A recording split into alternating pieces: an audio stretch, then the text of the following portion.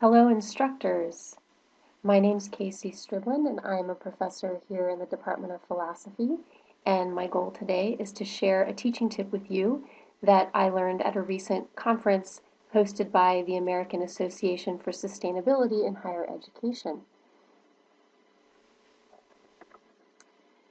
So soon at Westchester, we might find that we want to have sustainability infused across our curriculum, and I want to share some ways that we might do that. One of the first ways that we might do that is by incorporating direct content related to sustainability into our current courses. Another possibility would be to add some indirect content or some hidden curriculum that is related to sustainability. And a third possibility could involve team talk courses, maybe even team talk courses from across vastly different disciplines and different colleges. The image at the bottom is one that many of you may be familiar with. It's from Annie Leonard's The Story of Stuff, and for me it is indicative of what I think about when I think about sustainability and unsustainable practices. But of course, sustainability involves a lot more than just the materials economy, and so we're going to be talking about some of that today. Okay, so in terms of direct content, in the humanities and in sciences and business, I think there are a lot of topics that would fall under the heading of sustainability. As a philosopher, what comes to my mind most quickly is that we do teach classes on environmental ethics and works like Aldo Leopold's Land Ethic, and we certainly could have entire courses and do at times offer entire courses on this. In religious studies, there is also a lot of work in Asian religions and Buddhism and environmentalism, for example. In English or in the languages, we could incorporate sustainability by talking about nature poets and the Romantic movement. And in history, we might teach something like conservation movements in the United States and their history and successes. In science and business, we could have a combined course, perhaps in biology and chemistry, that uses as its starting point Rachel Carson's Silent Spring, that text. In geology, perhaps there could be a class on fossil fuels and their impact, and that could be the focus for the semester. In geography, maybe something like urbanization and its impact. And again, a lot of these courses might already be being taught across campus, and perhaps I'm just not aware of them, but I wanted to give those of you watching the teaching tips just some additional examples from disciplines you may not have thought about.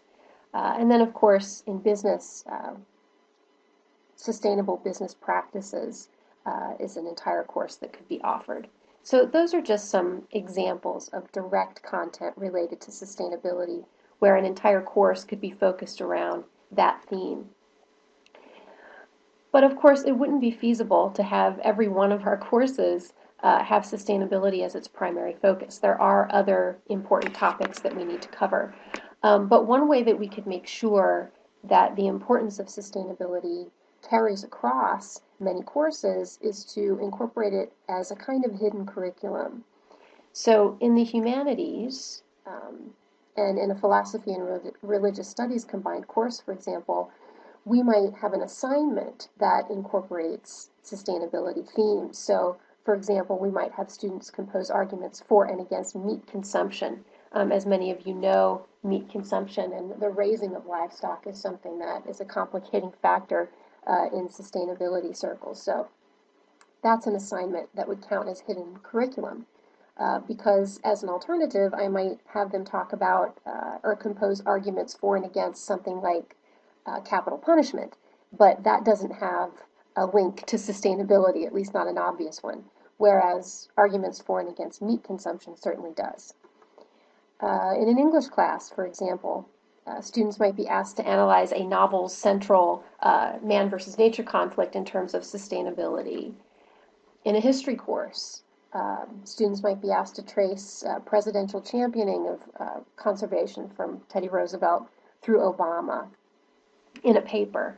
And then in a languages course, as part of the hidden curriculum, Students might be asked to translate a recycling pamphlet into Chinese or into Spanish. And in that way, we would be incorporating sustainability themes without teaching directly about sustainability. In sciences and business, I think a lot of the sciences lend themselves pretty easily to incorporating issues of sustainability. But I thought perhaps in a biology class, students could be asked to describe the impact of DDT on bird reproduction. Maybe in a chemistry class, as part of hidden curriculum, students could be asked to measure and describe contents of car emissions and their impact on human respiration. And maybe in a combined geology and geography sort of course, students might be asked to describe the development of diamonds and the impact of the diamond trade. So you could see how that could very quickly involve a number of different disciplines on top of geology and geography, maybe economics and political science as well. And that brings me to the last point I wanted to make in this teaching tip about team-taught courses. There's really a lot of exciting opportunities here for showing students how themes can cross disciplines and how different disciplinary tools can be used to address a single problem. One thing that I'm particularly excited about would be combining courses in the humanities and the sciences. So already, actually, in the philosophy department, we have a course that's combined with the physics department focused on science and religion, whether they are friends or foes. This course isn't sustainability focused, but we could certainly find a way to incorporate sustainability into this class in terms of the ways that the scientific perspective and the religious perspective look at nature and how that translates into our interactions with nature. So that's a possibility. And maybe there could be a class coordinated between English and ecology, talking about different significant writings that changed our relationship with the natural world. That's not a snazzy title, but I'm sure somebody in English could think of a much better one.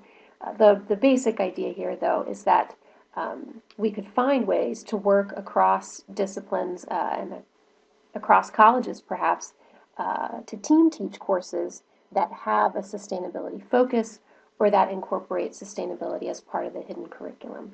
Okay, so that's all I have as part of the teaching tip. What I've talked about was ways that we could incorporate sustainability as either direct content, indirect content, or also called in pedagogical circles hidden curriculum, and through team-taught courses.